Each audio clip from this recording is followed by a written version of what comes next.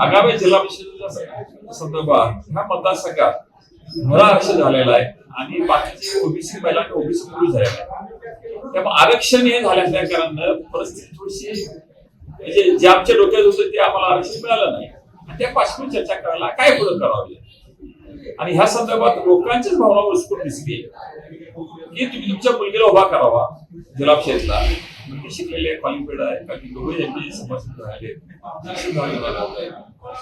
अरुण डोंगळेची मुलगी किंवा अरुण डोंगळेचा मुलगा शेवटी आमचे एकच. कुणाची लाडकी बहीण कोण तरुण म्हटला आमची लाडकी बहीण पण आम्ही प्रचार करतो, कोण म्हणजे वयस्कर म्हटलं आमची लाडकी बहीण तुमची नाही आमची लाडकी बहीण प्रचार करतो. ह्या भावना लोक सांगायच्या दिसल्यानंतर माझ्या लक्षात आले की लोकांचा उत्स्फूर्त विशेष करून अतिशय 3-4 वर्षाच्या मतदारसंघात काम केलं, घरपती गेलेल्या सुख दुःखात गेलेला त्याचा हा ऍक्च्युअली होता. मग मी असं मी नेताच आहे, पार्टीचा नेता जरी असलो तर माझ्या संपर्काला पर्याय देतो.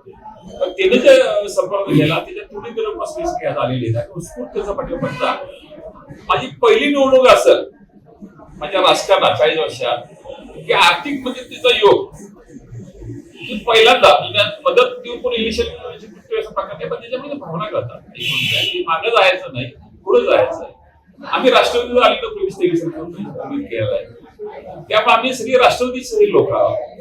ही सगळी भावना आम्ही राष्ट्रवादीच्या नेत्यांच्या कडून लागायला पाहिजे असं विश्वास असते.